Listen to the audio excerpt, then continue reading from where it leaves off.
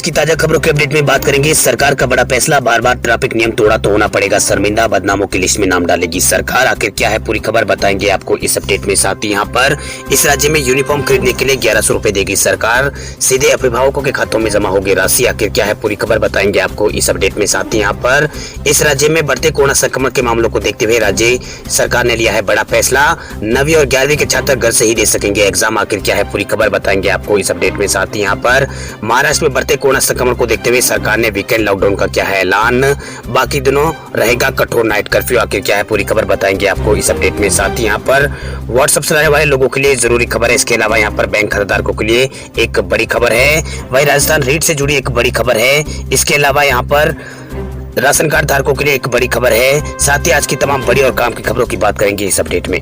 बात करते हैं आज के पहले अपडेट की, तो बार बार तोड़ा ट्रैफिक नियम तो होना पड़ेगा शर्मिंदा, बदनामों की लिस्ट में नाम डालेगी सरकार।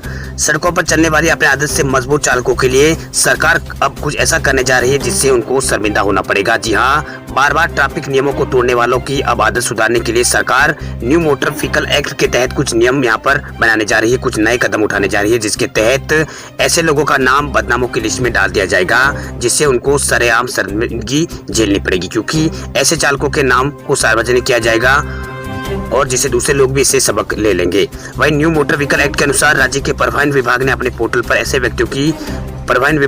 व्यक्तियों की लिस्ट डालेगा जो यातायात का उल्लंघन के लिए बार बार अपराधी है, जैसे कि ड्रिंक एंड ड्राइव और हाई स्पीड और रेसिंग, और इसके अलावा खतरनाक ड्राइविंग और यहाँ तक कि हेलमेट नहीं पहनने वाले इसमें शामिल कर दिए जाएंगे। वही मीडिया रिपोर्ट के अनुसार जिम्मेदार ड्राइविंग को बढ़ावा देने के लिए नेम एंड सेम को बार बार दोहराने वाले चालकों के खिलाफ ऐसा कदम यहाँ पर उठाया जाएगा। ऐसे लोगों के नाम सार्वजनिक होंगे जो अपनी जिंदगी के अलावा सड़क पर चल रहे दूसरे लोगों की जिंदगी के लिए भी जोखिम पैदा करते हैं।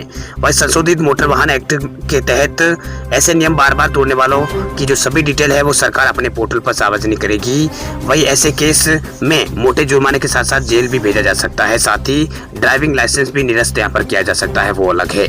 चलिए बात करते हैं अगली बड़ी खबर की, तो महाराष्ट्र में वीकेंड के दौरान लगेगा लॉकडाउन, बाकी दिनों पर कठोर नाइट कर्फ्यू का हुआ है ऐलान। महाराष्ट्र सरकार ने कोरोना के बढ़ते मामलों को देखते हुए बड़ा कदम उठाया है। सरकार ने पूरे महाराष्ट्र में कठोर नाइट कर्फ्यू का ऐलान किया है। इसमें रात 8 बजे से सुबह 7 बजे तक लोगों के घर से बाहर निकलने पर पाबंदी लगाई गई है। साथ ही शाम के समय एक साथ 5 लोगों के खड़े होने पर भी रोक लगा दी गई है। ये सभी निर्देश यहाँ पर सोमवार शाम 8 बजे से महाराष्ट्र के अंदर लागू हो जाएंगे।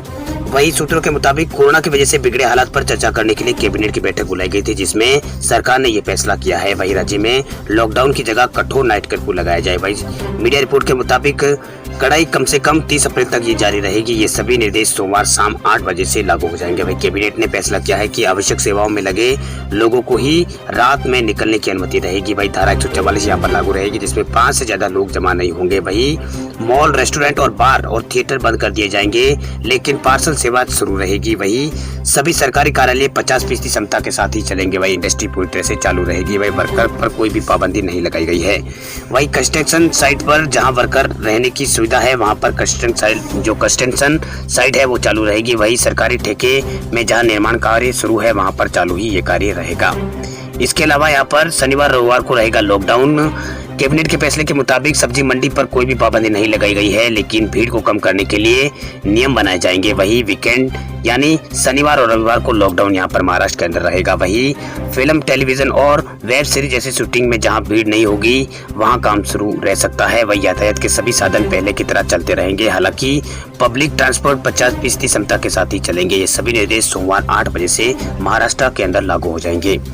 वही महाराष्ट्र के मंत्री असलम शेख ने बताया है कि पूरे राज्य में रात 8 बजे से सुबह 7 बजे तक नाइट कर्फ्यू लगाया गया है। सिर्फ आवश्यक सेवाओं से जुड़े लोगों को ही बाहर निकलने की यहाँ पर अनुमति होगी। वही रेस्टोरेंट सिर्फ पार्सल और पैकिंग सिस्टम तक ही खुलेंगे, कोई रेस्टोरेंट में बैठकर खाना नहीं खा सकता है। उन्होंने कहा है कि सरकार ने फैसला किया है कि सभी कार्यालयों को बंद कर वर्क फ्रॉम होम सिस्टम को अपनाया जाए। जल्दी सरकार इस विषय में एक SOP यहाँ पर महाराष्ट्र के अंदर लागू करेगी।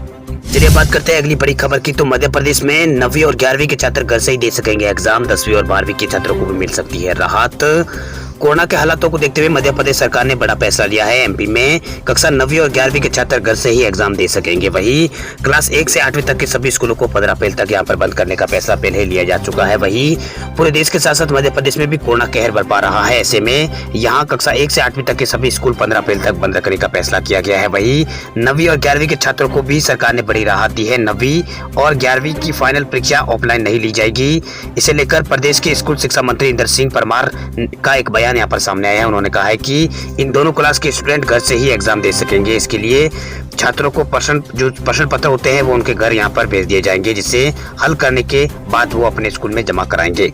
वहीं स्कूल शिक्षा विभाग ने कक्षा 9वीं और 11वीं की फाइनल परीक्षा ओपन बुक सिस्टम से कराने का यहाँ पर फैसला लिया गया है। वहीं मध्य प्रदेश में कक्षा 9वीं और 11वीं की फाइनल परीक्षा 12 अप्रैल से होनी है।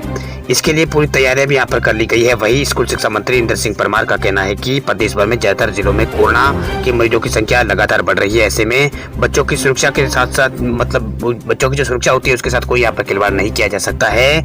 वही ये आदेश यहाँ पर सरकार ने जारी किया है। वहीं मध्य प्रदेश बोर्ड परीक्षा शुरू होने से पहले 10वीं और 12वीं के छात्रों को भी राहत दी गई है। मध्य प्रदेश माध्यमिक शिक्षा मंडल ने उनके लिए एक हेल्पलाइन नंबर शुरू किया है। बोर्ड परीक्षाओं के बारे में छात्र सुविधा के लिए हेल्पलाइन नंबर 180023300175 इसके लिए जारी किया गया है। इससे ऊपर यहाँ पर वो अपनी जानकारी तमाम से ले सकते हैं। भाई एमपी बोर्ड ने हाल में ही 10वीं और 12वीं की परीक्षा का टाइम टेबल घोषित किया था, जिसके तहत 10वीं की परीक्षा 30 अप्रैल से शुरू होकर 15 मई तक चलेगी, जबकि 12वीं की परीक्षा 1 मई से शुरू होकर 18 मई तक चलेगी। परीक्षा सुबह 8 बजे से 11 बजे तक होगी। वही गर्मी की वजह से इस बार परीक्षा 1 घंटे पहले शुरू की जा रही है एमपी के अंदर। अब बात कर देते हैं अगली बड़ी खबर की। तो रीट के लिए राजस्थान में फिर होंगे आवेदन, जल्द खुलेगा पोर्टल। राजस्थान में शिक्षक भर्ती रीट के आवेदन के लिए एक बार फिर पोर्टल खुलेगा। ईडब्ल्यूएस श्रेणी के अभ्यर्थियों को आयु सीमा में छूट देने की मुख्यमंत्री अशोक गहलोत की घोषणा के बाद राजस्थान बोर्ड ने आवेदन लेने की तैयारी यहाँ पर शुरू कर दी है। मीडिया रिपोर्ट के मुताबिक रीट के लिए आवेदन पोर्टल 1 हफ्ते के लिए खोला जा सकता है। रीट में पहले ही यहाँ पर 16 लाख अभ्यर्थी आवेदन कर चुके हैं। अब ईडब्ल्यूएस की श्रेणी के अभ्यर्थियों के आवेदन को भी मौका मिलने के बाद अब इस भर्ती में अभ्यर्थियों की संख्या 17 लाख पार करने की संभावना जताई जा रही है। पहले रीट परीक्षा 25 अप्रैल को प्रस्तावित थी, लेकिन ईडब्ल्यूएस अभ्यर्थियों को मौका मिलने की वजह से अब राजस्थान माध्यमिक शिक्षा बोर्ड ने 20 जून को परीक्षा है वो कराने का यहाँ पर ऐलान किया है। मुख्यमंत्री ने पिछले दिनों विधानसभा में ईडब्ल्यूएस श्रेणी के अभ्यर्थियों को अन्य श्रेणियों के आरक्षण की तरह फीस और आयु सीमा में छूट देने की यहाँ पर घोषणा की थी। इसे ईडब्ल्यूएस श्रेणी के 40 आयु सीमा को पार करने वाले अभ्यर्थियों को राहत यहाँ पर मिल सकेगी। वहीं अप्रैल महीने में होने वाले रीट को स्थगित होने के बाद पहले या जो आगामी तिथि के लिए मई महीना तय हुआ था, लेकिन इस महीने बोर्ड में विश्वविद्यालयों की परीक्षा होने की वजह से सेंटर न मिलना एक चुनौती थी। ऐसे में बोर्ड ने आखिरकार जून में ये परीक्षा कराने की यहाँ पर बात कही है। ये परीक्षा 20 जून को आयोजित यहाँ पर की जाएगी। वहीं ईडब्ल्यूएस श्रेणी के अभ्यर्थियों को आवेदन का एक और यहाँ पर मौका मिलने की वजह से राजस्थान में पटवारी भर्ती मई महीने से पहले होने की संभावना नजर नहीं आ रही है। मतलब राजस्थान में जो पटवार भर्ती है वो मई महीने से पहले होने की संभावना नजर नहीं आ रही है, जबकि ग्राम सेवक भर्ती अभी तक यहाँ पर इसके लिए विज्ञप्ति भी जारी नहीं हुई है। ऐसे में ये भर्ती भी नए कायदों के फेरे में उलझती हुई राजस्थान में नजर आ रही है। बात करते हैं अगली बड़ी खबर की। तो उत्तर प्रदेश की योगी सरकार की बड़ी पहल, यूनिफॉर्म खरीदने के लिए 1100 रुपए देगी सरकार, सीधे अभिभावकों के खाते में जाएंगे पैसे। उत्तर प्रदेश के परिषदीय विद्यालयों में छात्रों को यूनिफॉर्म यहाँ पर दिया जाता है। अब सरकार की ओर से यूनिफॉर्म नहीं दिया जाएगा। सरकार की ओर से इसके बदले सीधे पैसे ही यहाँ पर अभिभावकों के मतलब जो बच्चे स्कूल में पढ़ते हैं उनके खातों में भेज दिए जाएंगे। यूनिफॉर्म, जूते और मोजे और बैग खरीदने के लिए सरकार की ओर से पैसे सीधे यहाँ पर परिषदीय विद्यालयों में पढ़ने वाले छात्रों के अभिभावकों के खातों में ये राशि भेजी जाएगी। इसके लिए यूपी शिक्षा विभाग ने तैयारियां शुरू कर दी है। वही यूपी के बेसिक शिक्षा विभाग के मुताबिक अब परिषदीय विद्यालयों में छात्रों को यूनिफॉर्म, जूते, मोजे और बैग खरीदने के लिए 1100 रुपए दिए जाएंगे। बेसिक शिक्षा विभाग की तैयारी है कि ये धनराशि सीधे अभिभावकों के खाते में भेजी जाएगी। जानकारी के मुताबिक बेसिक शिक्षा विभाग ये व्यवस्था आगामी यहाँ पर शिक्षण संस्थान यानी ये जो सत्र आएगा 21-22 इसके लिए यहाँ पर ये नियम लागू करने की बात यहाँ पर कही है। वही बेसिक शिक्षा विभाग की ओर से शिक्षा सत्र 2021-22 के लिए ये व्यवस्था लागू करने के लिए कैबिनेट ने ये प्रस्ताव यहाँ पर भेजा जाएगा। बताया जाता है कि 1100 रुपए का यहाँ पर स्टेटमेंट विभाग की ओर से यहाँ पर यूनिफॉर्म, बैग और स्वेटर, जूते, मोजे के लिए यहाँ पर अनुमानित लागत के आधार पर तैयार ये किए गए हैं। वही विभाग के मुताबिक परिषदीय विद्यालय में पढ़ने वाले प्रत्येक छात्र को 2 जोड़ी यूनिफॉर्म के लिए 700 रुपए दिए जाएंगे। इसी तरह 500 रुपए बैग और स्वेटर, जूते और मोजे आदि के लिए दिए जाएंगे। बेसिक शिक्षा विभाग के मुताबिक यूनिफॉर्म के लिए सीधे खाते में पैसे भेजकर यहाँ पर जो मतलब यूनिफॉर्म के और बैग वगैरह खरीदने के लिए सीधे खाते में सीधे पैसे भेजे जाने के कारण गुणवत्ता में थोड़ा सुधार होगा और समयबद्धता में भी यहाँ पर थोड़ा सुधार होने की बात यहाँ पर कही गई है। चलिए बात करते हैं अगले अपडेट की। तो बैंक खातेदारों के लिए जरूरी खबर, बैंक ऑफ बड़ौदा के ग्राहक अब व्हाट्सएप पर भी देख सकते हैं अपने खाते की तमाम जानकारी। आज के दौर में स्मार्टफोन हमारी जिंदगी का अहम हिस्सा बन चुका है। हम सब अपने मोबाइल पर अगर किसी ऐप का सबसे ज्यादा इस्तेमाल करते हैं तो वो शायद आपका व्हाट्सएप ही होगा जिसे सबसे ज्यादा देखते हैं। वैसे को देखते हुए बैंक ऑफ बड़ौदा ने मैसेजिंग प्लेटफॉर्म व्हाट्सएप पर अपनी बैंकिंग सेवा यहाँ पर शुरू कर दी है। अब आप अपने तमाम जो बैंक से जुड़ी जानकारी है वो व्हाट्सएप पर पा सकते हैं। इसके लिए बस आपको बैंक द्वारा जारी किए गए एक नंबर पर आपको मैसेज करना होगा। बैंक ऑफ बड़ौदा की सेवा का इस्तेमाल वो लोग भी कर सकते हैं जो उसके ग्राहक नहीं है। इस सर्विस के जरिए आप घर बैठे ही अपने जो तमाम जो कार्य है वो यहाँ पर आप निपटा सकते हैं। इस सेवा का लाभ उठाने के लिए बस आपको आपके बैंक की ओर से जारी किए गए नंबर 8438887777 पर आपको अपने mobile number, registered mobile number है बैंक अकाउंट का, उससे हाई लिखकर भेजना होगा। उसके बाद आप व्हाट्सएप के जरिए अपनी बैंकिंग की सुविधा का इस्तेमाल कर सकेंगे। बैंक ऑफ बड़ौदा ने ट्वीट करके बताया है कि बैंक ऑफ बड़ौदा व्हाट्सएप पर है।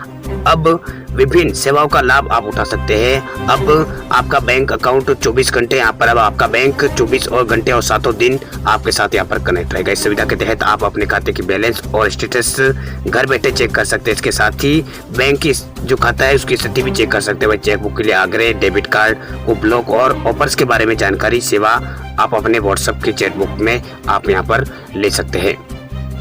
इसके अलावा यहाँ पर सार्वजनिक क्षेत्र के बैंक ऑफ बड़ौदा इसी साल से ये सर्विस शुरू की थी। इसके अलावा यहाँ पर आईसीआईसीआई बैंक और सिटी बैंक और यहाँ पर एचडीएफसी बैंक ने भी व्हाट्सएप के जरिए बैंकिंग की सेवा को उपलब्ध यहाँ पर कराया है। चलिए बात करते हैं देश भर के कोरोना आंकड़ों की। तो भारत में काल बना है कोरोना। 24 घंटों में करोड़ों से ज्यादा नए केस आए हैं सामने। भारत में एक्टिव केसों की संख्या लगभग 7 लाख के आसपास हो चुकी है। भारत में कोरोना लगातार बढ़ रहा है। कोरोना के केसों में लगातार बढ़ोतरी हुई है। वही 6 महीने बाद भारत में पहली बार करोड़ों से ज्यादा नए कोरोना के केस सामने आए हैं। वही 24 मार्च से लगातार भारत में 50,000 से ज्यादा कोरोना के केस आ रहे हैं। वही स्वास्थ्य मंत्रालय की ओर से जारी किए गए ताजा आंकड़ों के अनुसार पिछले 24 घंटों में 53,249 नए कोरोना के केस भारत में आए हैं और 513 लोगों की इस दौरान 24 घंटों में मौत हुई है। हालांकि 60,048 लोग पिछले 24 घंटों में यहाँ पर ठीक भी हुए। इससे पहले 18 सितंबर को भारत में 53,000 से ज्यादा नए मामले सामने आए थे 2020 के 18 सितंबर के दिन। वही एक समय ऐसा था जब भारत में कोरोना के जो केस थे वो घटने लगे थे। इस साल 1 फरवरी को सबसे कम केस इस साल के 8,735 नए केस आए थे। उस दिन यहाँ पर कोरोना के मामले सबसे कम आए थे। वही कोरोना के मामलों में ये संख्या इस साल में सबसे कम है। वही देश में अब तक कोरोना वायरस के लिए कुल 24 करोड़ 80 लाख सैंपल टेस्ट किए जा चुके हैं जिनमें 11 लाख सैंपल की टेस्टिंग कल हुई थी। वही भारत में कुल कोरोना केसों की संख्या 1,24,85,000 हो गई है। वही कुल डिस्चार्ज मामलों की संख्या 1,16,00,000 पार है।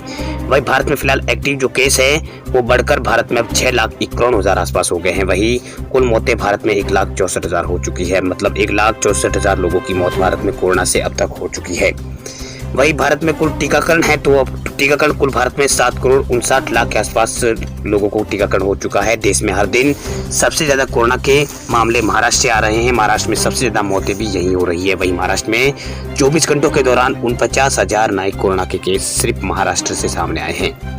वही कोरोना महामारी की शुरुआत के बाद से अब तक इस राज्य में ये सबसे ज्यादा मामले हैं। वही संक्रमण से पिछले 24 घंटों में केवल महाराष्ट्र में ही 277 लोगों की मौत हुई है। राज्य में मरने वालों की संख्या 55,000 पार हो चुकी है। अभी जो लोग कोरोना से ठीक हुए हैं उनकी संख्या भी यहाँ पर 24 लाख के आसपास है। वही टोटल मामलों की संख्या 29,53,523 केवल महाराष्ट्र के अंदर ही है। वही जो एक्टिव केस है यहाँ पर वो 4,000 के आसपास है। मतलब 4,01,772 टोटल यहाँ पर एक्टिव केस है, यानी 4 लाख के आसपास यहाँ पर एक्टिव केस है। वही देश में 16 जनवरी से कोरोना टीकाकरण का अभियान शुरू हुआ था। वही 2 अप्रैल तक देश भर में 7,59,79,751 कोरोना के डोज दिए जा चुके हैं, जिनमें कल यहाँ पर 27,38,000 लोगों को कोरोना के टीके लगे हैं। वही वैक्सीन की दूसरी खुराक देने का अभियान भारत में 13 फरवरी से शुरू हुआ था। वही 1 अप्रैल तक भारत में कुल 45 साल से ऊपर के सभी लोगों को यहाँ पर टीका लगाया जा रहा है। मतलब 1 अप्रैल से ये जो 45 साल से ऊपर के लोगों का टीकाकरण का अभियान है वो 1 अप्रैल से शुरू भारत में हो चुका है। वही देश में कोरोना मृत्यु दर 1.32% है, जबकि रिकवरी रेट भारत में 93% है। एक्टिव केस बढ़कर भारत में 5% से ज्यादा हो गए हैं। एक्टिव केसों के मामले में दुनिया में भारत का 5वां स्थान है। वही कोरोना से सबसे ज़्यादा मामले महाराष्ट्र से आई है, सबसे ज़्यादा मौतें भी महाराष्ट्र में हुई है।